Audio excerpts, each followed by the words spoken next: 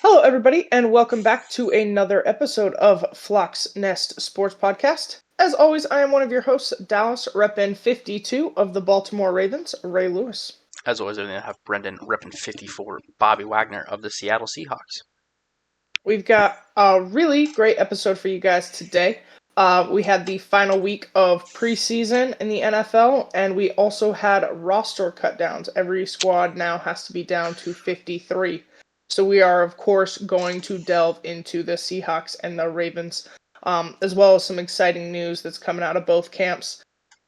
Before we get into the NFL, though, I know we have a little bit of cleanup news in other sports. Brendan, didn't you have some baseball news? Yeah, just a very fun thing, but not very big. We had a record broken this week. Cal Riley of the Seattle Mariners breaks the record for most home runs by a catcher. It was set at Nice. 48. He hit his 49th in the same game he hit his 48th, and then proceeded in the next game to hit his 50th. So he currently holds the record for home runs by a catcher. And we still have a month of baseball left. So pretty impressive. Nice. Kind of a demolishing of the record. So he could be shooting for 60 or tying the AL record, which I believe is 62, if I recall correctly. But still a month to play. Still a lot of time to continue breaking records in the MLB. If more gets broken, I'll let you know. Other than that, that's pretty much it for the MLB. Not a lot of time's passed since the last podcast. The Mariners have kind of turned it around from the last time we talked, and that's pretty much it. Awesome. So, yeah. Well, yeah, with another month to go, we'll see kind of what that final record total is, and congratulations to him. In other cleanup news, we're going to kick it over to the WNBA, as this past week, both the Aces and the Lynx have secured playoff spots. They are the only two teams to secure so far. Other teams are in the hunt. That does include the Valkyries. They have about a 60% chance of making the playoffs right now. They do currently have the most wins of a franchise team in their first season. So making the playoffs would just kind of be an extra kind of cherry on top, but we shall see. They have been kind of bit by the injury bug, unfortunately, in the last half of this season, so we'll see how that goes. The Fever also have a good chance of making the playoffs, but also kind of bit by the injury bug. So we will see how that continues to play out. Interesting. I'm thinking I'm going to watch more once we get to playoffs for WNBA. That's a good. That's my plan. Playoffs is easier to get into a sport because you know there's skin in the game. You know, and you don't have to know all the minutia of rivalries or the bullshit. You can just watch a game, know it matters. Know it matters, and it be interesting. Not that it isn't, but playoffs are always more intense and kind of bring that interest with it. And I think this year, the Lynx are a really good kind of focal point. I know the Aces are obviously the defending champs, but I do expect the Lynx to have the MVP this year. So I'm gonna kind of just watch whatever and see which ones stick. Sounds so good. far, the games I've watched, the Liberty have been the most interesting. But they're a good team. Haven't watched a ton. Have watched the Aces, the Liberty, and the Fever. And unfortunately, the Fever have just been demolished by injury. Yeah, so by injuries. It's been tough. So yeah, it'll be exciting. I believe it's 16 days left of the regular season. So we'll just keep our eye on that as we approach playoffs. Alrighty. Well, moving on, we had college football kick off this week as well. Yeah. So Brendan, why don't you talk to us about that? I know we had some news out of college football and then some games. Yeah, so before we get into the games, we'll talk about the little bit of news. Don't really understand what it means because they've been doing this method for a long time. But they announced they're going to do an enhanced tool to further the selection process for playoffs, emphasizing strength of schedule. That should have already been an emphasis in college football's decision. That's why you see teams like Georgia, Alabama a lot of the time because they play in the best conference in football. They have the toughest games. So when they lose one or two games, it's weighted a little differently than like I don't know, Miami, who plays in a little bit weaker division, and some of their losses look worse. So not really sure what they mean by that they're doing this now. This should have always been a thing. Um, so I guess what they say is it's going to give further credit to beating teams of higher quality while lessening the penalty for losing against tougher opponents. So I'm really unsure. So I'm really unsure why it's we're announcing it's this. my understanding that the old method, it simply weighted number of losses. It wasn't based off of, it wasn't countered with, if you took Miami, right, and they beat Alabama, who's a good team, that wasn't weighted versus maybe the loss they had. So it's kind of adjusting who you Okay. beat versus who you lose and their Which strength versus your own.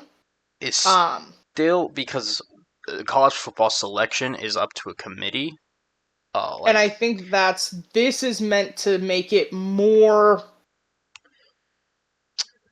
it's supposed to give a number to it, I guess, is my I think understanding. it's meant to be, a committee is no longer pulling names out of a hat based off popularity or things like that. Like, I remember, I think a couple years ago, Washington missed out because they only lost one game. Everyone was mad. The committee was like, well, they lost their starting quarterback. It was a whole thing. Yes, So I that think it's was meant to now make it more numbers based rather than just kind of what the committee feels like. and if that's the case, it makes more sense. But the wording of it does not seem great. Absolutely. That's fair. Because yeah, that's how college football technically was selected anyway. Is the committee would come together, and a lot of times you'd see them weight things because obviously Georgia and Bama would make it a lot of the time with one or two losses, but it was because they lose to each other, so they'd weight those losses differently. So it doesn't necessarily make a ton of sense, but I guess if they're making it more of a numbers thing, that would, I guess, giving it a number rather than a feeling or Yeah. otherwise. So kind of makes sense. Um, but yeah, we did have games kick off this week, so that was really exciting this weekend. We only had 4 games kick off. The first of which was the Iowa State versus Kansas State. That was in Dublin, Ireland, for the annual game there. Um, it was a good game. Iowa State wins 24-21. It was just things were going wrong. If you watch the game, the painted lines on the field were faded before game time, and then by the end of the game, pretty much didn't exist. Um, and you might be sitting there going, that might not be the biggest deal. No, it really was. It's a big deal. For It's a big teams deal. to not know what yard line they're at, it's a big deal. So, not great there, but the game obviously still went well. We still got it. Everything was fine. I think they just got a lot of rain that day and did not plan for the rain. So it kind of sucks. But That's just backyard football. That's what that hey, is. it was still good That's the football. definition. It was still good football. It's still college football. It was still fun. It was still a good time. So not too worried about it. But it was something that was just kind of interesting. Yeah. I think the next most interesting thing that happened this weekend was Hawaii upset Stanford 23-20 on a last-second field goal. The kicker of the field goal had taught himself how to kick watching YouTube videos. Yep. So This game I actually watched. This is the one I watched. Kensei Matsuzawa is I think how you pronounce his name. I apologize if I got that wrong. Originally from Japan, came to the States, saw a football game, decided that he really wanted to learn how to kick, taught himself how to kick through YouTube videos.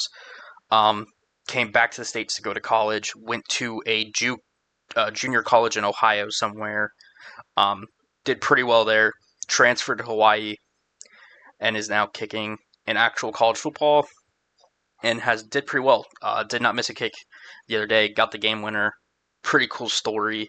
Hawaii's obviously not a powerhouse team in college football, so it's pretty exciting for them to have some story to kind of latch onto right now. And Hawaii just seems to kind of be that team right now of just kind of want to root for them. So it's pretty cool. And I think, like, for kickers, right, the sooner you can be on the world's radar because of a story or something incredible, the more likely you are to have an NFL career. And not saying, like, maybe that's not the dream, but it's more likely. And you don't have to. The kickers and punters don't have the same age situation as the rest of the NFL. Like, a lot of times the NFL are looking for younger rookies that aren't older. Kicking and punting, it doesn't really matter. If you can kick or punt, you're gonna end up in the NFL. Like, there isn't this, you're a 26-year-old rookie, we can't really take you. For kicking and punting, it doesn't really matter. If you're good, you're good. You don't take quite the wear and tear that other positions take. So, good for him. Good for them. I watched this game. I was confused at first because of my, as we all know, right, my limited understanding of college football. I'm going to do better. I have some coaching. I've got, like, a coaching team that's going to help me. They're fans of teams that I probably won't pick, but it's just to help with the minutia of it. But I saw the game on, and I was like, I thought that didn't start for a week, so I'm a little lost. But left it on. I thought it was good. I thought it was a fun time.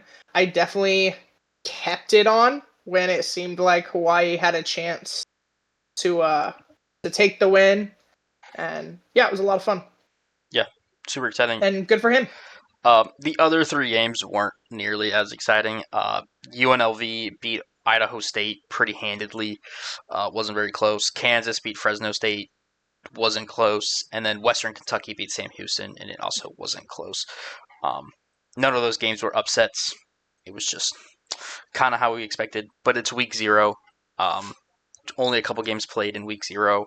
So still fun. Still got the Dublin game, and then we got the pretty cool upset from Hawaii. So it was a good week 0 overall. Nice. Alrighty. Well, then we will kick it to the NFL, which had its final week of preseason, game 3 for most teams, as well as yesterday was roster cutdown day, which means every team had to be down to their final 53-man roster by 4 p.m. Eastern, I believe. Yes. So we will talk, obviously, Ravens and Seahawks and some of the breaking news that has come out of that. Brendan, you want to start us off? Yeah, so there's a lot of breaking news because this is kind of the time where teams make trades, get re-signs, do these smaller things just to make sure their 53 is set up. So we'll start with a couple re-signs. We'll start with the least important, just for fun. Taylor Moton, the offensive tackle for the Carolina Panthers, has agreed a 2-year, $44 million deal with $40 million guaranteed. It's a pretty decent contract. Damn near fully guaranteed, but keeps him in Carolina for 2 more years. Should really help that offensive line. That hasn't been great the past couple seasons, so hopefully they'll turn that around. Now we'll get into the important news, as 2 of the holdouts we had were both broken this weekend. Starting with the Commanders, Terry McLaurin has signed a 3-year, $96 million extension to stay with the Commanders. Pretty sizable investment into Terry McLaurin, but he has produced every year he's been there. And that's saying something considering they've had years with Sam Howell at quarterback. Terrible quarterback play. And I can't even remember who was before that. So it's been bad. And we talked about this. He was a massive contributor to Jaden Daniels' success, and I think Jaden Daniels' growth. I think you reward players like that, players that have been loyal to this team. When I promise you, McLaurin could have looked at A trade. the years he's been there and demanded a trade, held out because he wasn't getting the recognition, he wasn't competing for anything. So for him to stick it out and now to be part of this team and what it's become, that's something that should be rewarded. And I think they did a really good job on getting this contract done. Mm-hmm. And happy for him. Really needed, but really deserved. So congrats. Yeah. And then we had the second holdout broke when the Bengals and Trey Hendrickson came to an agreement so it's a 1 year, and it's just boosting his salary this year to $30 million rather than the 20 or the 16. I thought it was 17. Yeah. I think it was 16 the year. It was supposed to be 16. They've boosted it to 30. He is still a free agent at the end of the season. So all they've done is delay the inevitable. Yeah. But they at least get Trey Hendrickson for another season. Look, I have 3 thoughts on this, right? Number 1, I watched the Bengals preseason. And that defense was atrocious. Fucking terrible. I do not know that Trey Hendrickson is gonna make it better, right? Helps, doesn't fix. He has earned this money. He has played up to this money. He has outplayed his contract. He is a great pass rusher. I think this should have been done weeks ago. I do think watching the preseason, though, is what made this decision. Watching how they played and how that defense did made this decision. And just how bad it was? Yeah. So we'll see. I think this is a really hard time for... I'm not going to say that one equals the other, but we see it a lot when players hold out and they get a contract like right before the season starts. You know what happens a lot of the time? They struggle. Those players get hurt. They struggle and they get hurt because their body isn't ready. And Brandon Ayuk still dealing with an injury. Chris Jones got hurt. This happens. I'm glad McLaurin got his contract. I'm glad Hendrickson got his contract. I am concerned about the timing of it. And in the Bengals case, I'm not convinced it's going to help. But we'll see. I know, like you said, it makes him a free agent at the end of next year or this year. They put, they're a big fan of that franchise tag bullshit. That would pay out at $36 million next year if he chooses to sign it. So really, you just keep upping the amount you paid him. Whereas if you just give him a contract, he'd be out there, he'd be healthy, he'd be ready. But that's just a me thought, I guess. It's a thought. It's a real thought, but it is what it is. Bengals have not proven to make wise decisions. So we'll see what happens there. But glad for him. Glad he got his money, and I'm glad he doesn't have to sit out an entire season because that's never great. No. We'll move on to people signing new deals. Just free agents off the streets. First of all, the Vikings signed Carson Wentz to be their backup quarterback.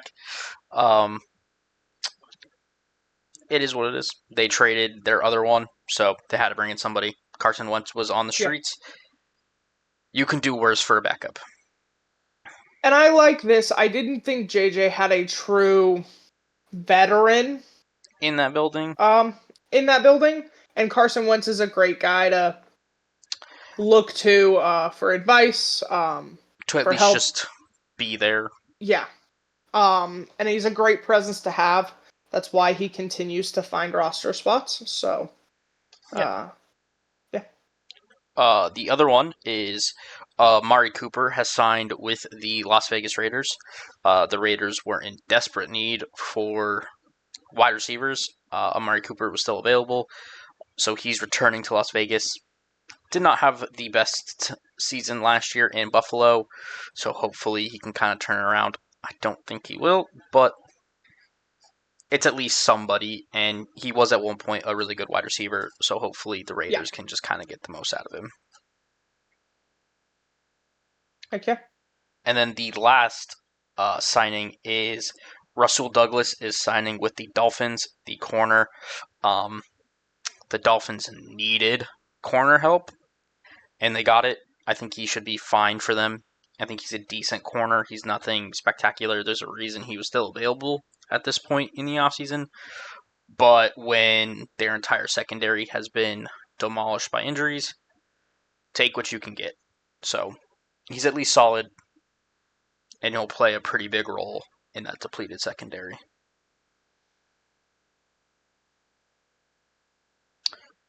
All right, we'll move on to all the trades, and there is a lot of them. Um, Teams were trade happy this year in the cut down. Teams always are. It's kind of the time to do You these see a back. lot of 6th-round pick movement. Yeah, you see a lot of just back end of the roster, back end of the draft movement. We'll start with the Sam Howell trade. Sam Howell is traded to the Eagles along with a 2026 sixth round pick. The Vikings are getting a 2026 fifth and a 2027 seventh. Um, the obviously Vikings traded him, signed Carson Wentz. The Eagles wanted this because their backup is probably going to be out for the first couple weeks due to injury. This brings in at least a capable enough backup that you can live with, and then if you have to stash him somewhere, you can. It's not a big deal. So that's why that trade happened. The Eagles are involved in another trade. The Jaguars are sending offensive tackle Fred Johnson to the Eagles in exchange for a 2026 seventh round pick. Back end pick. Johnson returns to the Eagles where he was drafted. Just a depth move. Nothing major there. Next is a pretty interesting one. The Browns finally move off of one of their 5 quarterbacks. They trade Kenny Pickett to the Las Vegas Raiders in exchange for a 2026 fifth. Pickett was not really going to be featured with the Browns, just with kind of the amount of quarterbacks they have, and especially having 2 younger guys that have more to prove. But that's that. And then the Raiders, O'Connell is down with an injury, so he's probably not going to play the first couple weeks. Kenny Pickett's been out with an injury this whole camp, so I'm not really sure why you thought that was the move, but I'm a little confused by that. I thought Pickett had a chance to start taking the job from Flacco, but when you're hurt the entire camp, you don't have a chance to get reps or show that you're capable of doing that. So not surprised by this move. They did also release Tyler Huntley. So, they have I wasn't down really to the I wasn't they just have considering down Huntley. to those 3. Well, technically 4, but one of them's on he pup. doesn't count. He'll probably never play in the NFL again. Let's just all be honest with ourselves here. But he is still on their roster. I am confused about the Raiders because is he physically able to play? I don't know. So I guess we'll find out. He's probably healthy enough that if you had to trot him out there as a backup, it would work. And So, Gino does a pretty good job at staying healthy. yeah, he's not hurt often. So, there is that, I guess. The next trade is the Vikings are sending Mekhi Blackman, a defensive back, to the Colts for a 2026 sixth.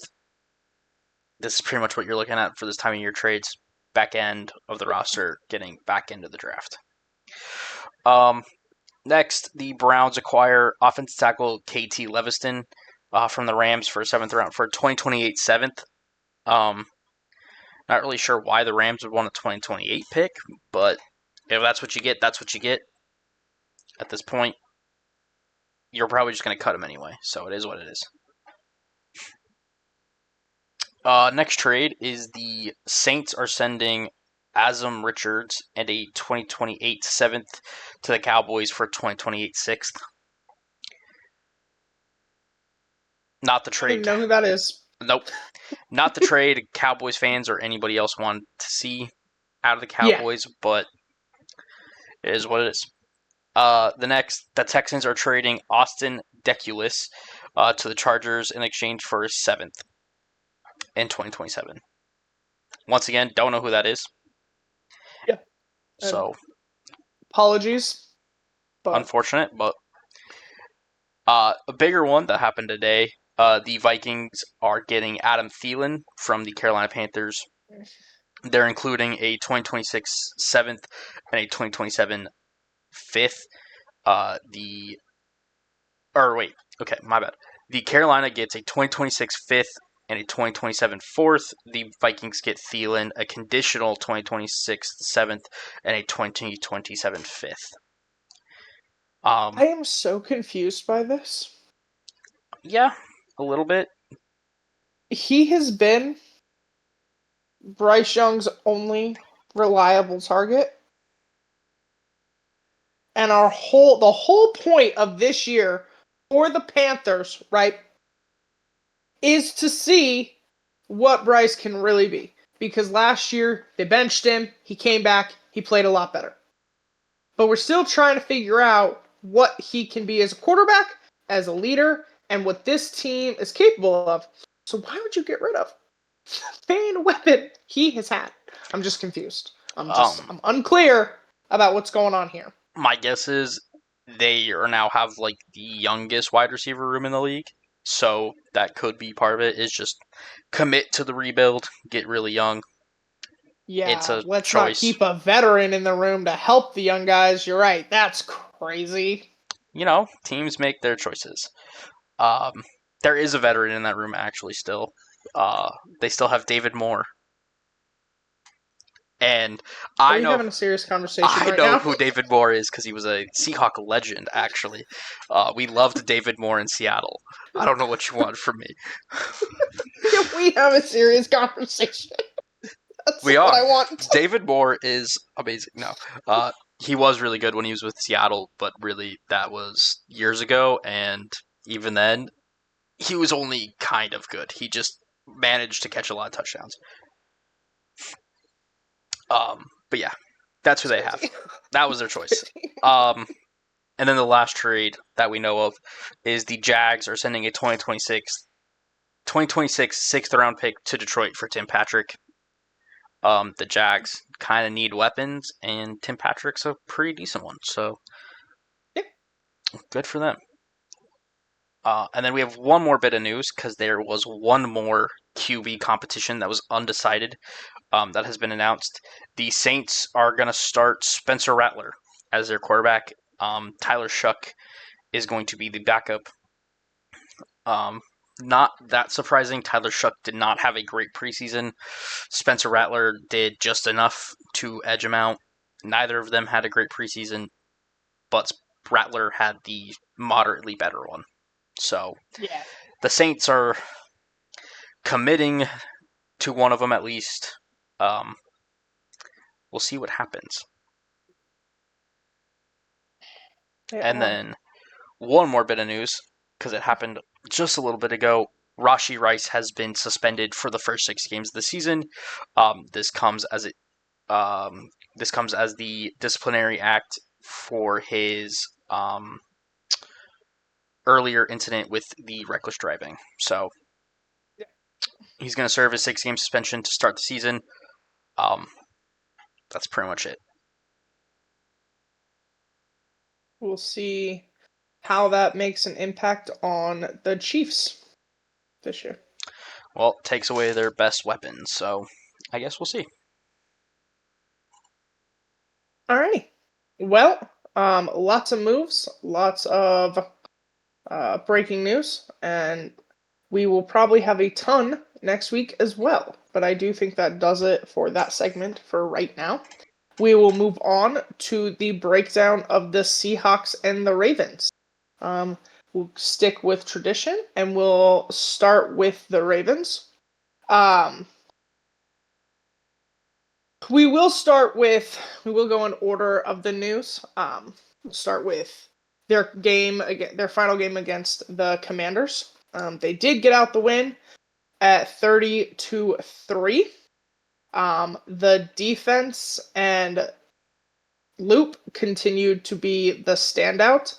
Offensively, not a whole ton to evaluate other than Rasheen Ali, who took fewer snaps this game than he has the other two.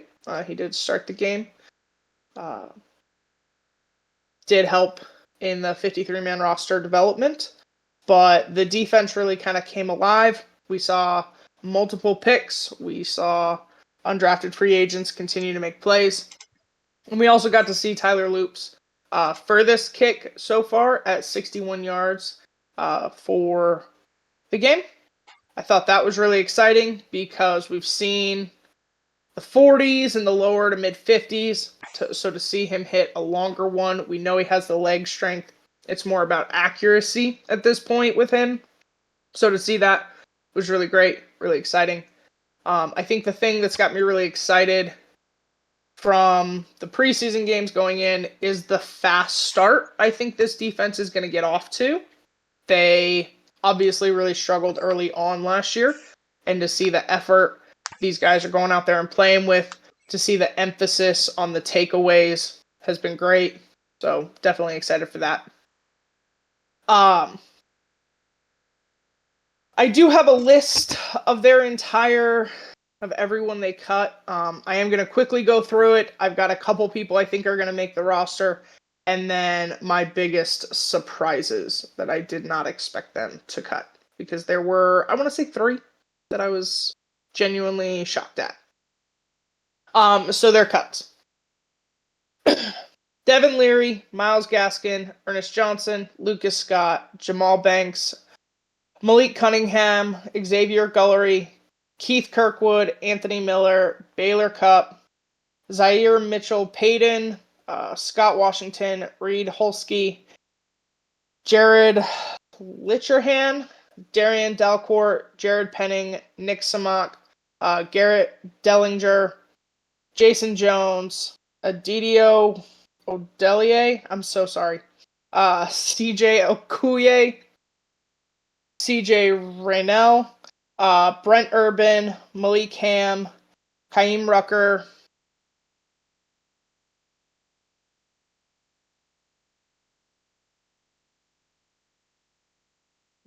where'd you go? Chandler Martin, William Quentku, Jalen Armour Davis, Thomas Graham Jr., Marquise Robinson, Bow Braid, Desmond Johnson, Kendre Jackson, MJ Devonshire.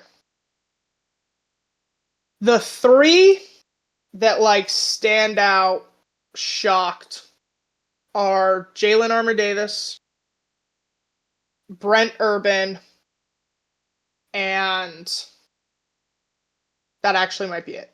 Just those 2 were Brent Urban and Jalen Armour Davis. I was genuinely surprised that we cut. Jalen Armour Davis did have a great play. He did have a pick in the game against the Commanders.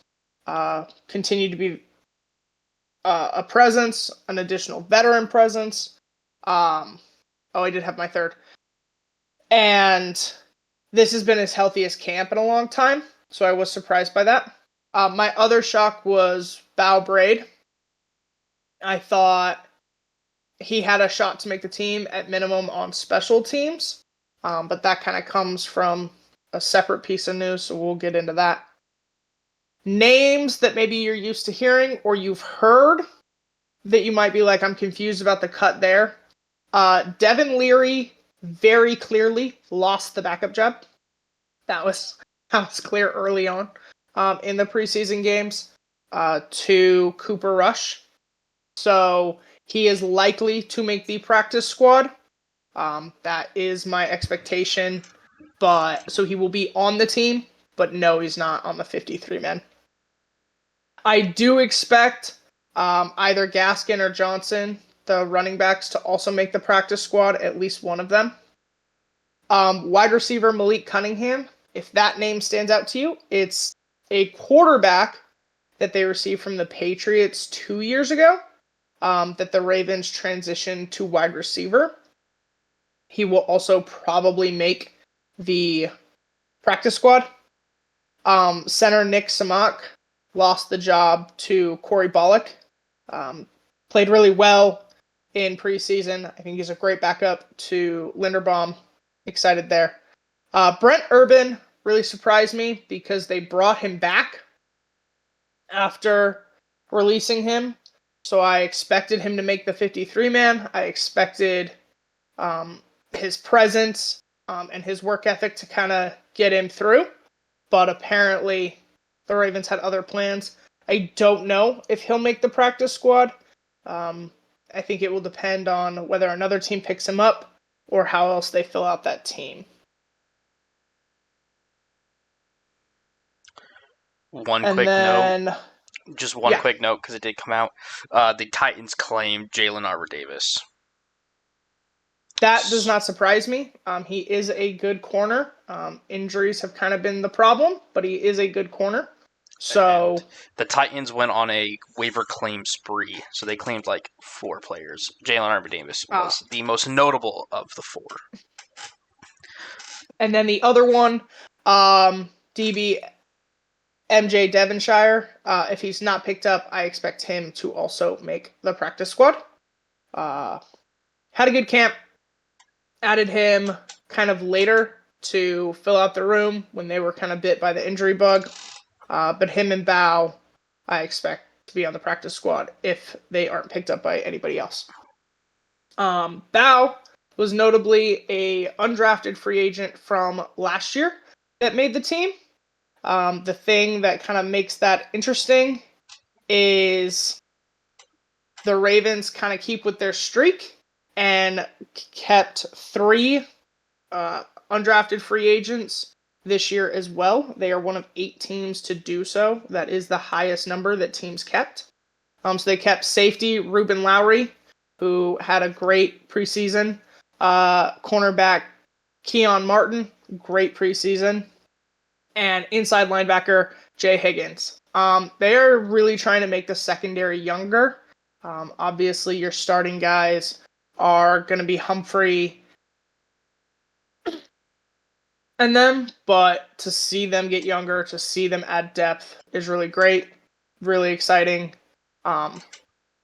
Just to see the energy they played with, the takeaways they were able to get in preseason, I have no real complaints there. So definitely excited. The name that made the team that I was a little shocked at was Charlie Kolar. I did kind of talk to y'all about, I thought maybe he would be a trade piece, or I thought a practice squad player while likely got back from injury, and then a trade piece. But he did make the initial 53, so good for him. As for the rest of the roster, we've got injured reserves is Adisa Isaac, Emory Jones, and Ardarius Washington. So those 4 are at least out for 4 weeks. We'll see kind of how their injuries play out. Everybody really expected Emory Jones to be available in training camp. So once he is officially back, we'll see how they play him and what they do with him and getting a roster spot open for him, because injured reserve does not count against your roster. So, all good things. At a first glance, go ahead. I have one more quick note, because the full list of waiver claims has come out. Bo Braid has been claimed by the New York Giants. Of course he has. So, okay. Well, there you go. There goes that. Will not be on the Ravens practice squad, right? Looking at the team at first glance,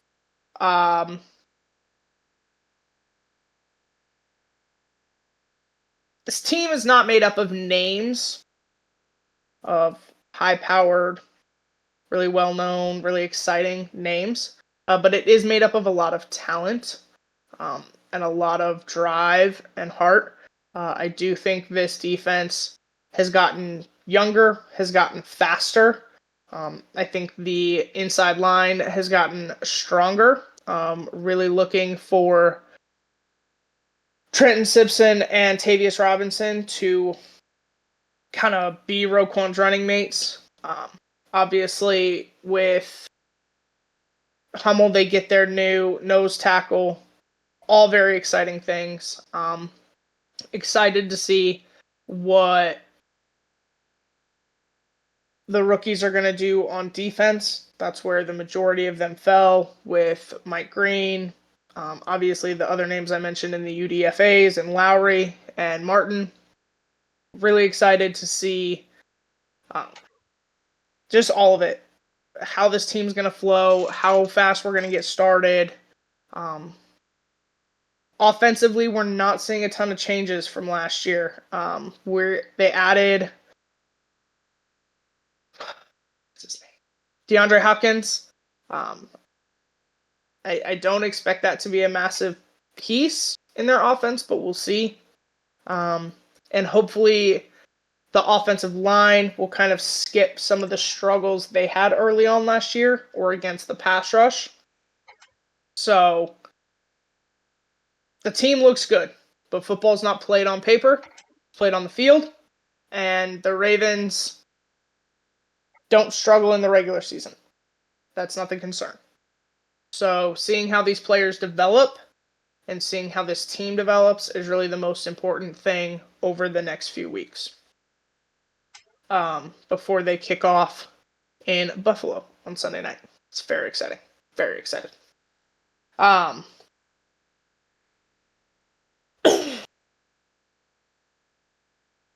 As for the kind of training camp and practicing following the cuts, just a couple of injuries.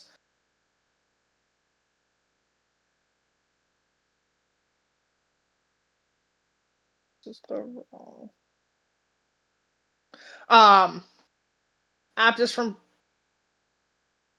Absent from practice was Picard, Dayton Wade, Xavier Gullery, broke a clavicle, Isaiah Likely, Emory Jones, Jake Hummel, Adisa Isaac, and people they've cut. Coach Harbaugh expects everybody except for Likely to return to practice next week. Doesn't sound like anyone's doing anything or dealing with anything serious outside of the ones on injured reserve. So really exciting there. I'm still waiting for someone to tell me what is going on. Patrick Ricard, or Picard? Yeah, Ricard. What the hell is wrong with me today? Still waiting for news on what's going on with Ricard. I'm not sure why he's sat out for so much of training camp, but hopefully he's okay and ready to go by week 1. Final piece of very exciting news. Very, very exciting. As we all know, Kyle Hamilton had entered the final year of his contract. They did decline his 5th-year option to give it to Linderbaum. So getting Kyle Hamilton's done was really important, and it was a big focal point for the front office. And he comes in at 4 years, $100.4 million extension. It is the largest for a safety in NFL history. It comes with $82 million guaranteed, which surpasses the previous record of $45 million guaranteed. It averages out to about $25.1 million a year. I am really happy with this deal. We gave credit and recognition to the work and the talent that Hamilton has and has put in, and the presence he is on the field, without doing outrageous things like he needs to be the highest paid non-quarterback, or he needs to be making wide receiver money. No, it doesn't. No, it doesn't. That's not necessary. That's not financially responsible. It's not any of those things. So I'm really glad for him. Really glad this deal got done.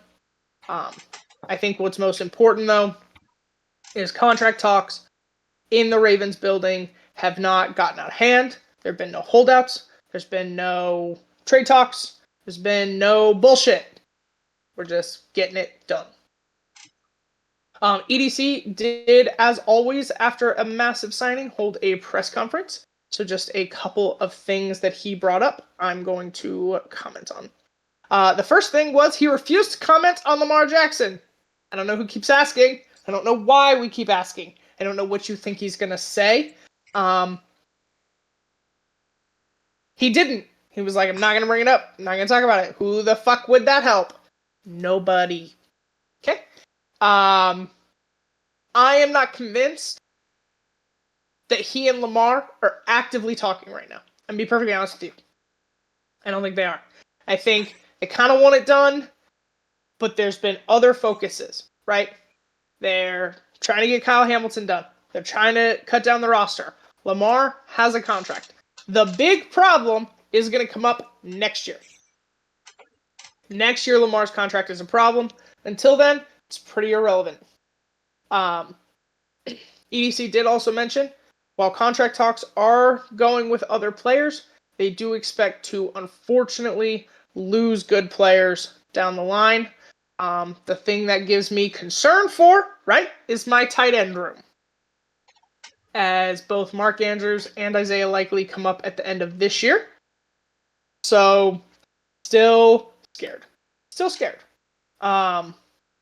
But I continue to have faith in the Ravens. I continue to have faith in EDC. We're seeing a lot of really good things get done, and we're not spending money irresponsibly, but giving credit to the players that do very much deserve it. So, all good things are happening. I think I don't disagree with any roster moves that have been made. I was shocked by a couple of them, but I'm going to be honest, Zach Orr knows his defense better than I do. I'm excited to see year 2. I'm excited to see what happens when he's truly gotten his guy in Malachi Starks, what that looks like. And I think this cornerback room has a lot of depth and a lot of talent and a lot of youth. And I think that should mean a good, fast start against teams that they're going to need it. Play the Bills week 1. Play the Chiefs week 4.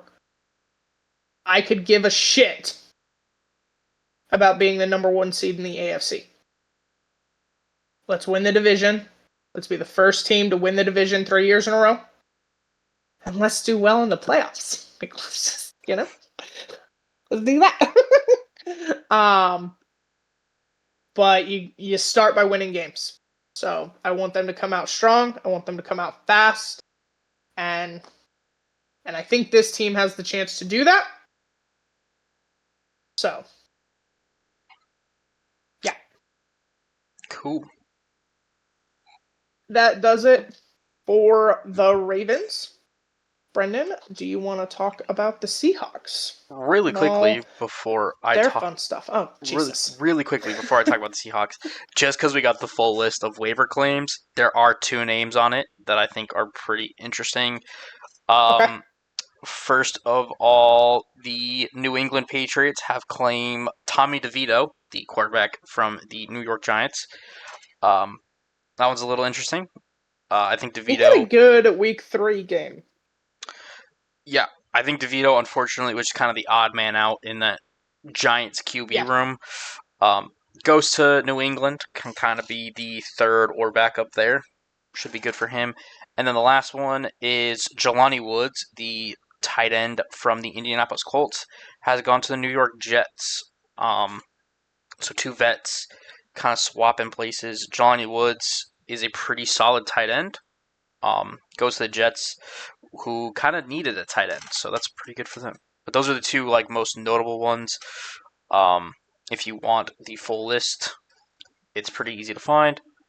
We will not talk about all of them because, truthfully, not all of them matter. But now I can talk about the Seahawks and all the fun things the Seahawks have done. Nice. Let's do it. So first of all, we'll start with their Week 3 game, which I'm going to talk about very briefly because it wasn't great. The Seahawks lost 20-7. Um, they played mostly their third and fourth stringers, and at one point, the Green Bay Packers had their starters on the field. So take that for what you will. Yeah. Jalen Milroe did play the whole game. I said that I wanted that on the pod last week. He did play the whole game. Did not have the greatest showing. Showed a lot of rookie moments. Showed a lot of poor moments with ball security. Had 3 fumbles. So not great there. But people are freaking out that he didn't have a great game. And to my response is, are you expecting him to start this year? The answer should be no. He's a project. This is project things. Don't get me wrong. I expected him to look different in his full start, but I also expected him to get the second team. And he didn't. He got the third and fourth stringers. Seattle sat a lot of their players. Um, Jake Bobo was one of the most notable still playing, and they regretted playing him. So it was unfortunate that he got stuck with the third and fourth stringers again. He did not have the greatest showing. He just didn't show what makes him him.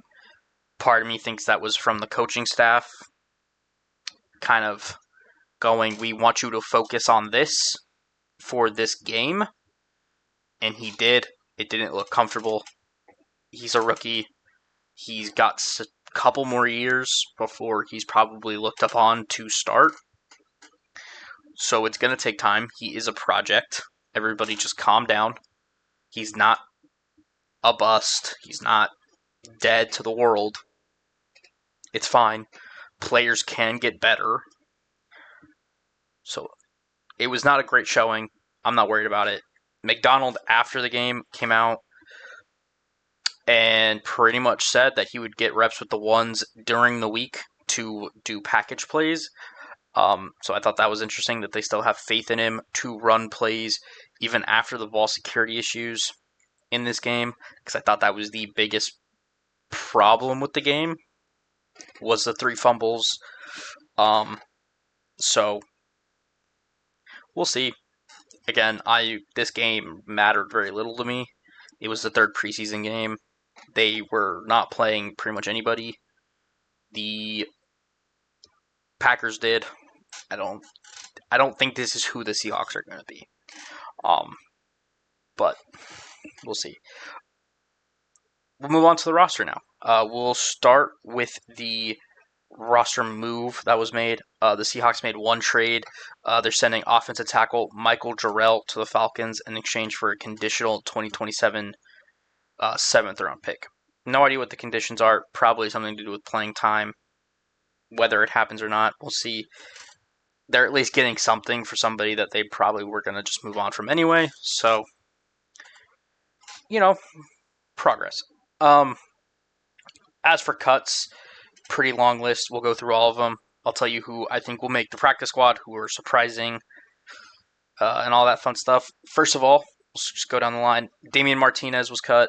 Anthony Tyus, Jarcadia Wright, Wesley Steiner, Tyrone Broden, John Reese Plumlee, Marquez Valdez-Scantling, Ricky White, Marshall Lang, Quentin Bohanna, Anthony Campbell, Luke Felix Falalu, Amari Kite, Satawa Lomea, Frederico Miranges, Jalen Gaines, J.R. Singleton, Seth Coleman, Derek Jackson, Patrick O'Connell, Josh Ross, Jamie Sheriff, Tariq Smith, Alfonso Tupatala, Brandon Peely, Bubba Thomas, Keydren Callaghan, Tyler Hall, and Isis Waxter. That is the full list of cuts. The most surprising cuts, in my opinion, were Quentin Bohanna and Brandon Peely. I thought both of them would make the roster. Quentin Bohanna has already signed with the Seahawks practice squad, so he's back. Obviously, none of these guys were claimed. I say obviously. None of these guys were claimed, so they can all return to the practice squad, whoever they choose. So there's that. So those are the two most surprising. I kind of figured they would cut Valdez-Scantling. He just didn't have a great camp, and they had other receivers like Torrey Horton and Cody White kind of step into a bigger role and have decent preseasons. Marquez Valdez-Scantling has signed with the 49ers. Very little surprise there. 49ers needed a lot of receiving help, and we play them week 1, so they're trying to get an advantage there by signing him. I don't know how much he's going to help. There was a reason he was cut. It should tell you a lot that he was the only receiver that had experience in this offense, and he was still cut. That kind of tells you what you need to know. So there's that. There's also, I think, $3 million guaranteed tied into him. And when you have that kind of money tied into you this late, you don't tend to see a cut. But that's just kind of how ineffective he was in the preseason. So no, I wasn't surprised. I kind of saw this coming. A lot of people were a little bit surprised, but I saw it coming. The other one was Patrick O'Connell. I thought he'd be the third linebacker, but I think he'll end up on the practice squad. He's been released before. I don't see any reason he won't be. That's pretty much it. People I expect on the practice squad. We've already been confirmed. Quentin Bohanna made it, has resigned to the practice squad. Brandon Peely, I expect to make it back to the practice squad. I expect Damian Martinez back. I expect Arcadia Wright back. I expect Ricky White, the wide receiver we drafted. I expect a couple of the offensive linemen, probably Amari Kite. I know Frederico Miranges will make it. He is an international player, so he won't count against the practice squad. So he'll probably just be there. So the practice squad will be 17 because he doesn't count. I think they'll bring J.R. Singleton back to the practice squad. He had a really good preseason. Those are the names I think are like must-haves back. Beyond that, I'll be interested to see what they do with their practice squad. Should be interesting. We should be getting news about that here soon. Now that waiver claims are officially done, you can start signing people back to their practice squads. They did make one waiver claim. Speaking of, they claimed, where is his name? The Seahawks claimed Darion Kendrick from the Los Angeles Rams. He's a defensive back. Don't know a lot about him. Don't know what the corresponding move will be, because they have to now release somebody that made the original 53 to make room for him on the 53. So we'll see what that move is if it happens while we're on here. I kind of think I know who it'll be, but we'll see. We'll get into the 53-man roster. Obviously, Sam Darnold made it. Drew Lock, Milroe. No real surprises there. As your quarterbacks, they kept 3 running backs, Charbonnet, Holani, and Walker. Once again, no surprises. 2 fullbacks. Kind of surprised. I thought they'd list one of them as a tight end, but it's pretty much the same. Robbie Utes and Brady Russell. Six wide receivers. I thought they'd only keep five. They kept six. They kept Bobo, Horton, Cup, Smith and Jigba, White, and Derek Young. Pretty decent there. Kind of expected that. Tight ends wise is where we have the first real shakeup. I expected them to keep three. They kept four. They kept Elijah Arroyo, AJ Bonner, Eric Saubert, and Nick Callerup. Nick Callerup is a UDFA, so he's one of three the Seahawks kept this season. He's who I imagine will get waived to make room for their waiver claim. I really did not expect him to make the roster. Super interesting that he did. Not really sure why. He's a great blocker, but did not show a ton in the passing game. So I'm kind of expecting him to be the obvious choice to move on. Offensive line, Bradford, Cabledew, Cross, Jones, Lucas, Olapimi, Mason Richmond, Sundell, and Zabel all made the line roster. There is a name that you guys might notice is missing. Christian Haynes was placed on IR with designation to return, so he does not count against the roster, but he is supposed to return at some point during the season with a pec injury. Defensively, our linebackers include Derek Hall, Jared Ivey, another UDFA, one of the other three that made it, Ernest Jones, Tyrese Knight, Boye Mafe, Uchenna Wosu. Connor O'Toole is the other UDFA that made it for the Seahawks. And Drake Thomas. Defensive line, DeMarcus Lawrence, Mike Morris, Byron Murphy, Jaron Reed, and Leonard Williams made it. Safeties, D'Anthony Bell, Kobe Bryant, Nick Emenwari, Julian Love, and Ty Okada. And then corners, Shaquille Griffin, Josh Jobe, Nehemiah Pritchett, Devon Witherspoon, and Reek Woolen. And then specialists, it was Dixon, Myers, and Stoll. No surprises there. Not a ton of surprises. I think the biggest being Callerup making the roster. Didn't expect that in the slightest. I, just for fun, did my own little roster prediction. I got 49 of the 53 correct. The ones I missed were... I missed Ty Okada. I didn't have him making the roster. I had Michael Jarrell making the roster, but then he got traded. I had Patrick O'Connell making the roster. He got cut. I did not have Connor O'Toole making the roster. He made it. As I said, I had Jarrell making it, but he was traded. I had Cabledew not making the roster. He was selected. I had Callerup not making the roster. He was selected. And then I had Peely and Bohanna both making the roster, and they were both left off. So, pretty close.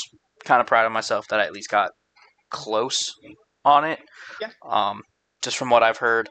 I did predict they'd cut Marquez Valdez-Scantling, so I wasn't really surprised. So, kind of cool.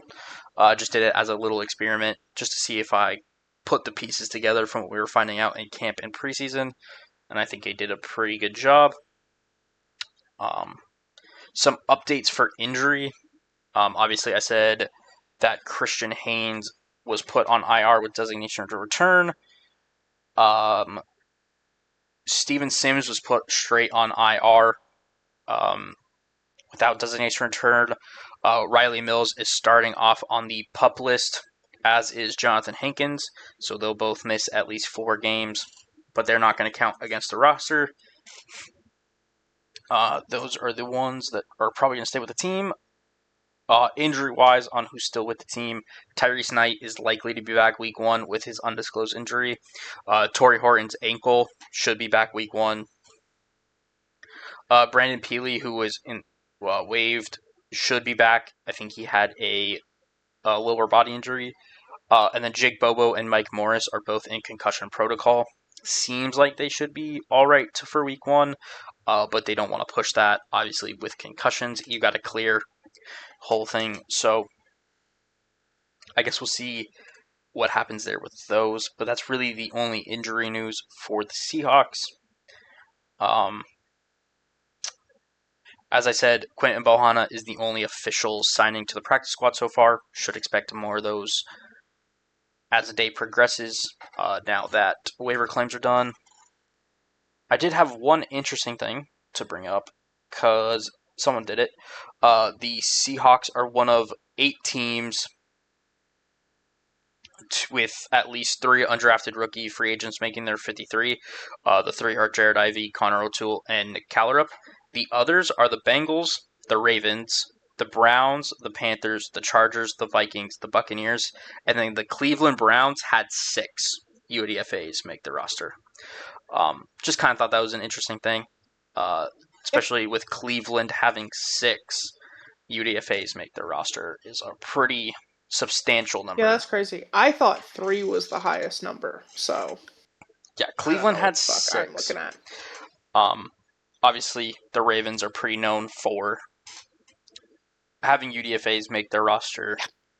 Seahawks kind of the same way, but it was kind of interesting just to see that. Ooh, a little bit of news.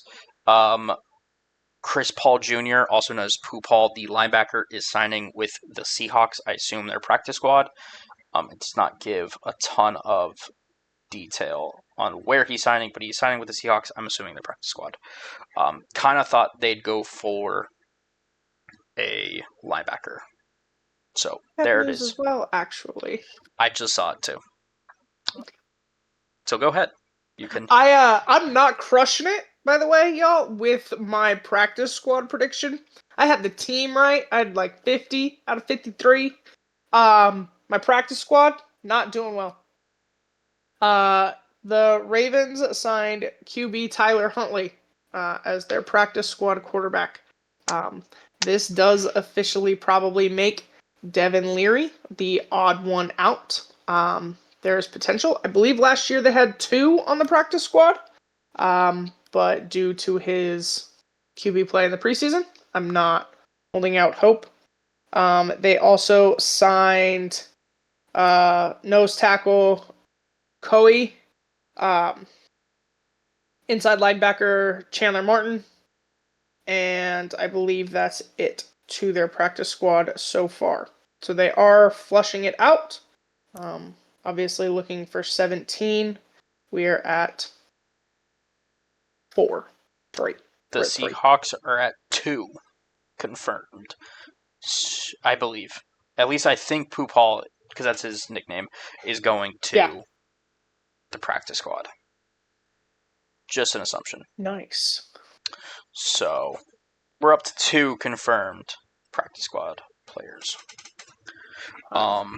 But that's, I think, it for the Seahawks. They had not the most news on the planet. But should a lot happen, we will definitely bring you the full practice squad once we find it all out. Probably next week. I don't imagine they'll be fully released today. Yeah. Alrighty. Nice. Well, we are seeing these teams come to fruition. Getting more and more excited, obviously, as the football season approaches. This week, we're going to do the team ranking that I did last year. We're probably going to do a couple versions of this. The first one is now just based off roster moves, construction, coaching changes that have been made, things like that. This is kind of the off-season prediction list. Probably do one again mid-season-ish, and then maybe a postseason of let's see how it all shook out. Awesome. I am sticking with the same categories I had last year. So we've got actual contenders, people that I think are genuinely competing for a Super Bowl based off of roster construction, roster moves, culture, history, all of those things go into that. So close, yet so far. Either you are a good team, not a great team, or I think there's just something hindering you from being a contender. Rebuilding, you have a new quarterback or a new coach.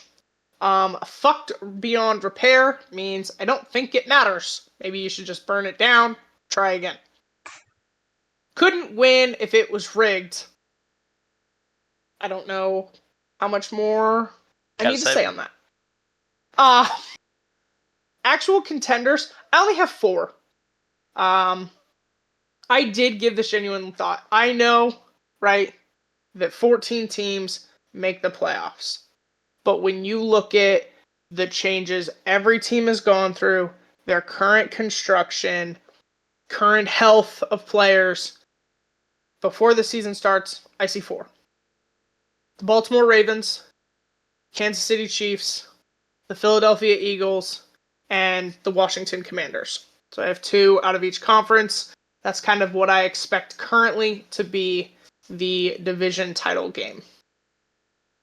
I know for those watching going, she's got the fucking Ravens in there because she's a Ravens fan and it's biased. There is a little bit of that. Not going to deny that. The other thing, if they were playing well in the playoffs and getting beat, it would be different. But there's a mental thing happening with them that if they can get over, they are a genuine contender when you look at their roster, you look at how they play, all of those things. So close, yet so far. I have the Packers. I think the step forward we expected to see Jordan Love take last year, he didn't because of injuries. I'm hoping we see that step taken this year, but until I see that step, I don't see them as a contender. The Detroit Lions, great team, great roster, but when you lose both your offensive coordinator and your defensive coordinator, both considered geniuses for their sides of the ball, I expect there to be repercussions. The Texans, good team, terrible O-line. I didn't see it get any better. I have real concerns. The Chargers, look, Jim Harbaugh, great head coach. Justin Herbert, good quarterback. I'm seeing this team grow, but Herbert has had real playoff struggles, not all of which are his fault, but I need to see a little bit better in the playoffs before I think you're a contender. Seattle Seahawks, I did not put them in rebuilding. I know they have a new quarterback, but I think with everything this team's got, I think they are really close. I think they're on the edge. I expect them to be a playoff team. I'm not sure that they're a contender just yet. We'll see if Sam Darnold is the Vikings or a pass. So that's where we're at there. Tampa Bay Bucks, really good team. Like a really good team, just never seems there to quite get it. Like so close, right? Really good. Just not as good as the Eagles. Not as good as the Commanders, or as the Rams some years. But a really good team. Denver Broncos.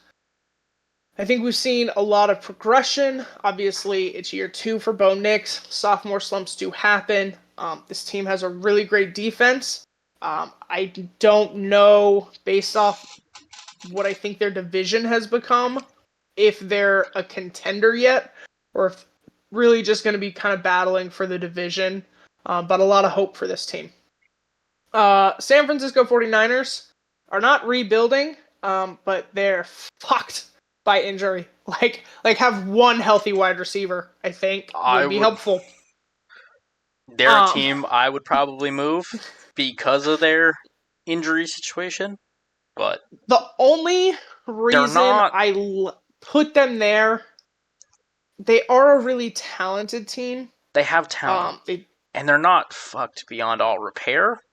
They're not fucked beyond repair. So many injuries, and they're not rebuilding. They almost need like a tier of their own of like just you're effed by injuries. Maybe next year or the next one, I'll do that.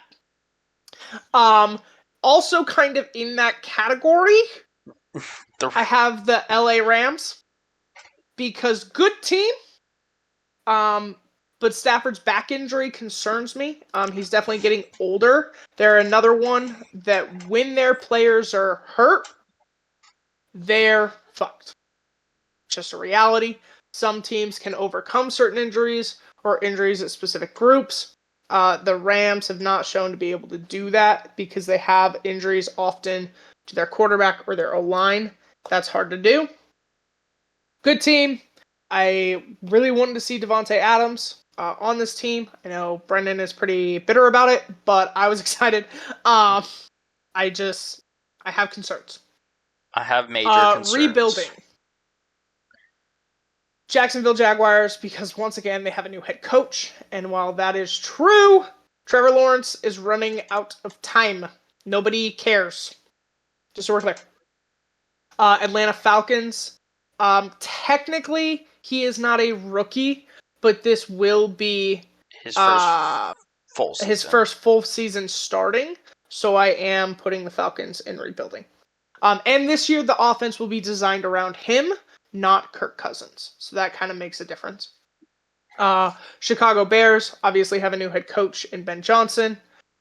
We saw Caleb Williams a little bit in the third preseason game, and I still have concerns about the mentality, but that's not really what we're discussing right now. The Las Vegas Raiders, obviously, new head coach, new quarterback, new ownership, new all the things. Don't think they're fucked beyond repair. I think they've built a good team, something that they are clearly building for the future. So I see hope, just not a contender or really close yet. Minnesota Vikings are starting J.J. McCarthy. Again, not a rookie, but it will be his first real season as he spent all of last year on injured. Yes. New York Jets. This was hard. I gave them credit for rebuilding because they have a new coach and a new quarterback, but more than likely fucked beyond repair. If you have to hold a players-only practice in training camp, you're not doing so great. Honestly, you should just... I'm concerned. I agree with where you put them purely because of Aaron Glenn and the fact that he's probably going to be putting in a solid foundation. Yeah, I think a good culture is being built. But that roster rebuilding, might be... Yeah, roster's a problem. Rebuilding, Tennessee Titans have a new quarterback in Cam Ward. A rookie expected to start. I'm going to be honest with you. Of all the quarterbacks that are getting noise this offseason, even though he was the number 1 overall pick, he has not been. I think that works in his favor. I think that works in the Titans' favor. And I am interested to see in what this team becomes. We didn't really get to see that last year. Finally, I did put them in rebuilding. I kind of think they belong somewhere else. The only reason the New York Giants are in rebuilding and not fucked beyond repair is that defensive line. I'm going to be perfectly honest with you. While you do have a new quarterback, you don't know how that's going to go because you have Russell Wilson, I believe, as your starter, but people might want Jackson Dart really quickly. You also have Jameis Winston, and Mr. Interception Machine is not going to carry a franchise. The only reason they're not fucked, I think, is they have the potential to have one of the best defenses in the NFL. And I think Jackson Dart will take over before long because I thought he had a really good preseason. The issue then is just that whole thing, honestly. Just your quarterback situation. You at least might have a quarterback at the future, I guess. Maybe. Possibly. Yep. Fucked beyond repair. It's going to tick a couple of people off. I apologize. There are reasons for this. I think I've made myself pretty clear in how I feel. We are going to start with the non-controversial. The Indianapolis Colts. When Daniel Jones wins the starting job, it's not looking great. It's probably rough. Look, I think Shane Steichen has potential as a head coach. He is a good offensive play caller. I'm not saying he can't develop, but if Brian Daboll gives up on you, I'm not sure what there is. The Miami Dolphins.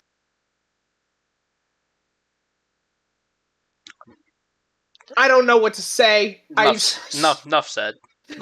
That's what it is. The things they really need to get better at, they don't seem physically capable of doing. The New Orleans Saints. Yeah, Not entirely their fault, like mainly their fault, right? Because they're in cap hell and they haven't dealt with that for years. They had some unfortunate quarterback situations come up at inopportune times, but literally don't think this team has a shot to win the division, To make the do anything. playoffs, have a winning record, for God's sakes. Their shot is to be the top pick in the draft. That's their shot. Oh, fuck. I fucked up. This team should not be in fucked up, beyond repair. I'm sorry. This team is rebuilding. The New England Patriots are rebuilding. I was gonna say that. Yeah, no, I realized that. They have a new head coach. Drake May is getting the start going into his sophomore year. A lot of pieces been added defensively. We saw some good things from them offensively. Definitely a rebuilding team. I was gonna wait for us to get there, but then I was gonna definitely push back a little bit on the have to be on. Nope, that's a. I think I just didn't drag it high enough. Cleveland Browns. I don't know what you want. Joe Flacco played well for them 2 years ago. It has been 2 years. You have real problems in the quarterback room. You have real cultural problems, I think, and a lot of changes to your roster. I'm not sure that it's going to be good enough to contend for anything. Yeah. Carolina Panthers. I had in rebuilding, but I did move to fuck beyond repair. They seem to still be dealing with the repercussions of trading for the number 1 overall pick. I did not see enough in preseason to make me think as a team they've made real strides offensively or defensively. I think Adam Thielen is a real loss to that team. And while we saw Bryce Young take a step, I still have real questions about what he can do and what this new head coach can be. So these are not. If in the middle of the season I'm proven wrong, that's great. I will happily move them up. Next team, Arizona Cardinals, because they've never been anything. They were in. I had them in rebuilding last year. They had a new head coach. They continue to have problems at quarterback. They continue to not emphasize player recruitment and development. On the defensive side of the ball, it's something they really struggle with. They drafted Xavier. Nope, sorry. Who was the wide receiver they drafted last year? Oh God. I have no idea. Oh, Marvin Harrison Jr. Marvin Harrison Jr. They seem really unable to develop young talent. It's kind of always been a struggle with the new coaching regime. I haven't seen much of a change. And I do not think Kyler Murray is going to be a starting quarterback in the NFL for much longer. Perfectly honest with you. Final. Nope. That does it for fuck beyond repair. Couldn't win if it was rigged. Our most controversial category. Yeah. It's the fun We're going to start with the most obvious name, right? The Dallas Cowboys. Look, when your owner comes out and says it's partially about winning a Super Bowl and it's partially about being a soap opera, and if there's not drama, I'll make drama, and then your star player, like literally the best player on your team, is sleeping on the sideline because he doesn't have a new contract and is therefore not practicing, not dressed, and not playing, you have real problems. You have fundamental problems. Yeah. I don't care that they have a new coach. You ain't rebuilding shit. No, they're You're fucked. You're so fucked. It's not funny. And it's like you don't care that you're fucked. And you made that really clear when you made the comments about the soap opera. That's not why I watch the NFL. I watch it for the sport. The drama's just a fun little added bonus sometimes. It's a byproduct. But you're crazy. You're crazy. And I don't think this team has any hope. Any hope whatsoever. Fair enough. Couldn't. I also put the Steelers in this category. Not rebuilding. You're just cycling through quarterbacks. Like, you don't understand that it's an important position in the sport. You're not really close. Going 10-7 every year is not good enough. I know it's just make it into the tournament. But when you make it into the tournament and get bounced in round 1 every year, you don't have a ton of hope. Also, you're a defensive head coach, but that's where you spend all your money. It's just the math ain't mathing. I don't think that winning and building a productive team is the goal. And when you sign Aaron Rodgers as your starting quarterback at 42 going on 80, you make that pretty clear. Final 2 teams in this category. I know we're going to piss some of y'all off. You got to let me explain. The Buffalo Bills. Yup. If it was rigged, applies to the Bills. Because for the second year in a row, the Bills lost a game in the playoffs, and the NFL made rule changes to account for them. Right? The 13-second game, Really, it was the overtime. The one after that. The overtime game, they lost to Kansas City years ago. The NFL changed the rule. Now both teams get the ball. Last year, their game against the Chiefs, there's the great debate.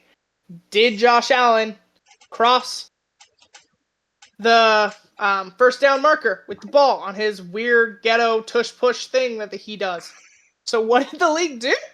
Now the league is using virtual reality to determine where the ball crosses, or when or if the ball crosses the first line. It can no longer be spotted by the refs. The chain gang is out. Well, kind of. So I know everyone wants to bitch and complain about the Kansas City Chiefs and the refs in their pocket when the Bills are actively changing the rules and the structure of football based off their losses. So it's crazy to me that you keep getting these things. I keep hearing how well Josh Allen plays in the playoffs, and yet you can't make a Super Bowl. I've watched Hard Knocks. I've looked at the construction of this team. I've looked at what they've done over the past few years. I know he's the reigning MVP. That's a different... Please see prior videos for my thoughts on that fucking matter. I don't think they can do it. I don't. Because either you're going to get bounced by the Chiefs for a rule that will be changed next year, the Ravens are going to pull their heads out of their asses in the playoffs, or something's going to happen. I think the Bills have a good team. It's just not good enough. And I don't know what needs to change for them, but it needs to happen soon.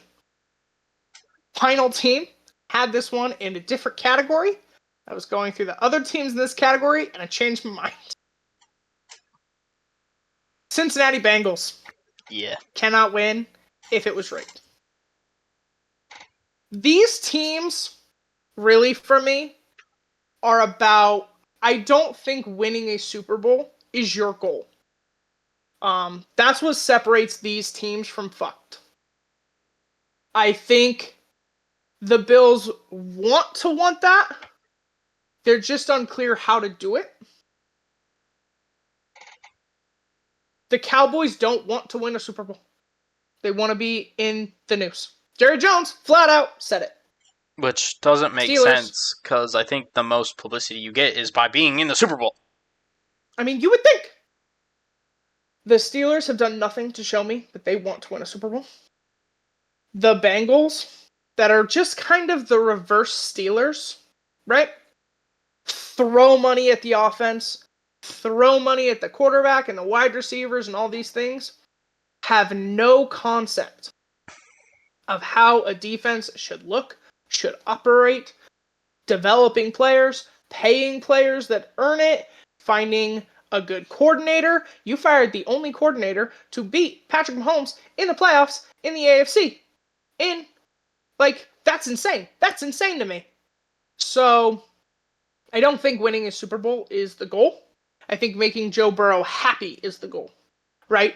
And there are some people in sports that when they go, hey, I want these players, you listen to LeBron James, right? When he goes, this is how I want my team built, you listen.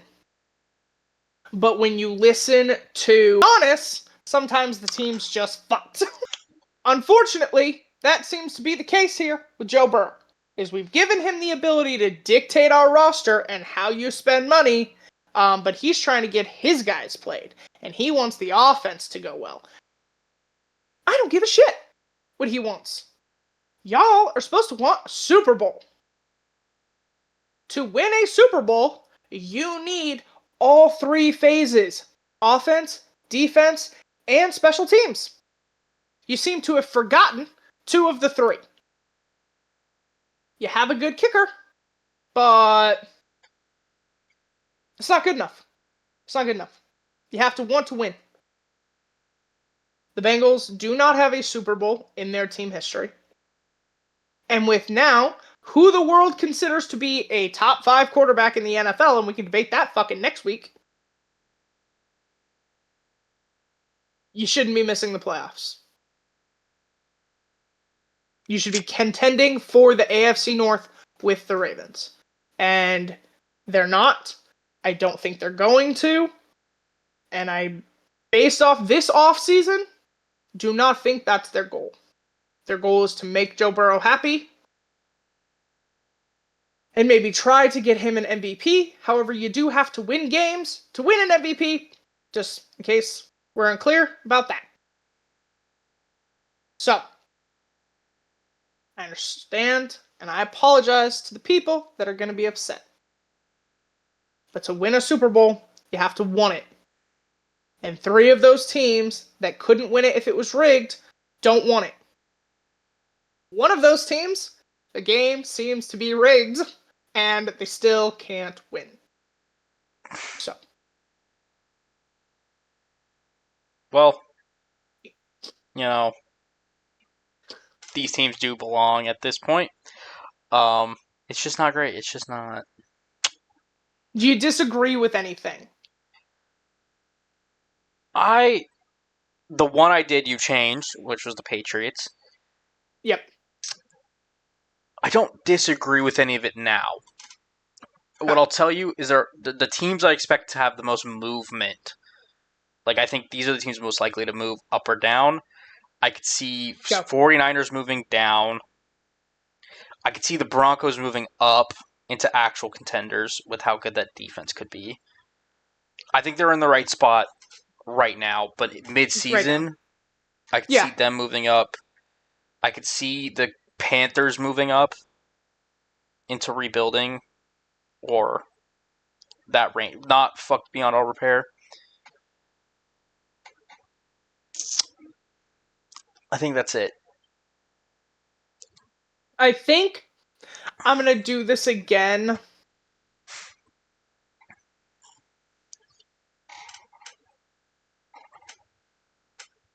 I don't know if I want a mid-season one. I kind of want like a playoff one of just because you made the playoffs doesn't mean you're an actual contender. So how I feel then, how I thought the rebuilding teams are going. Maybe we'll play it by year. Either we'll do a playoff one or maybe like a week 10 or 11 one. See how it's going. That's hard. Because I know some of you will be yelling at me that, well, the Bills are in the playoffs. I expect them to be in the playoffs. I do. I'm going to be honest with you. I wouldn't be shocked at all if they were in the AFC Championship game. This is about them winning a Super Bowl. This is about winning a Super Bowl. Those two things are not the same. Two things can be true. They can be a good team. They can be a playoff team. Probably can't win a Super Bowl. And then there's a couple teams in the rebuilding section that I think could easily move up, depending on how their season goes. I think that's the section with the most possible movement. Possibility.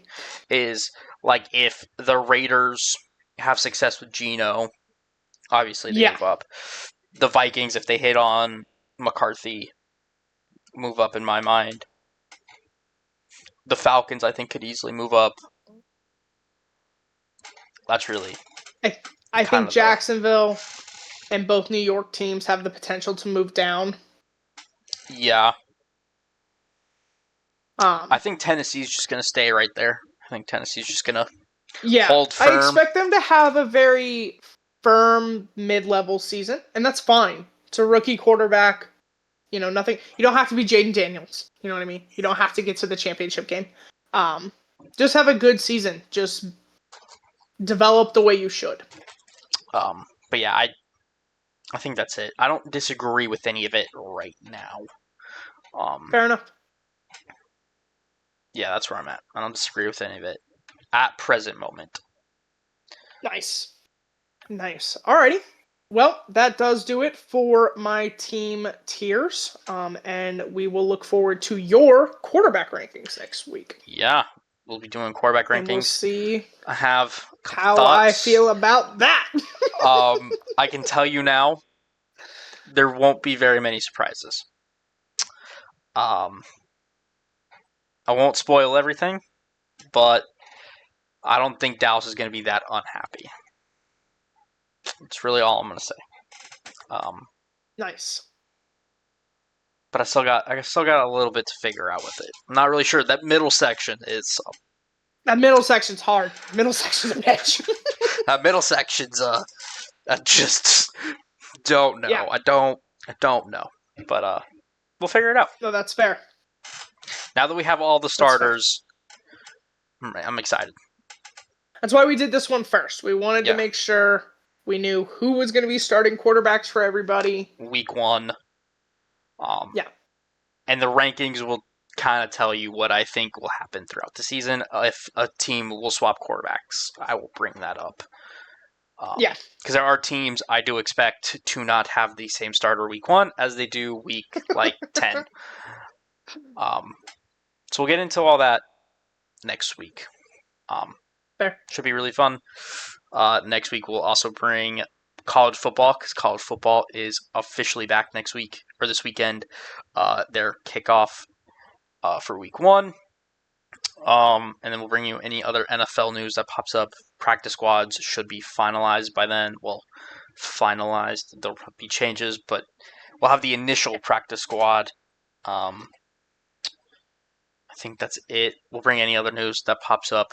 Next week, we'll kind of just be prepping for the NFL regular season, getting every little bit of cleanup done before we head into the NFL regular season. Do expect to have our game previews back. We were doing those last year. We'll keep doing those. So you'll have a Seahawk preview and a Ravens preview. That'll start the week prior. So before week 1, we'll get those. Yep. That's just kind of the plan going forward for the pod. That's pretty much it. I have no random news. I don't know if you do. I don't either. All right. I know they held tryouts for the women's baseball league. Cool. I do not have active rosters, but I do know they had tryouts, and a lot of people were in attendance. Very exciting. So cool. So yeah, if we don't have any random news, I think that does it for us this week. Obviously, make sure to subscribe, catch us next week. Comment what you guys think. Roast Dallas in the comment section for her team rankings. Let us know if she's an idiot for having the Bills and cannot win, even if it was rigged, or if you agree with anything else. Let us know. Now is a great time. But beyond that, this has been Flock's Next Podcast. Thank you all for joining us. I've been Brendan. And I've been Dallas. Thank you.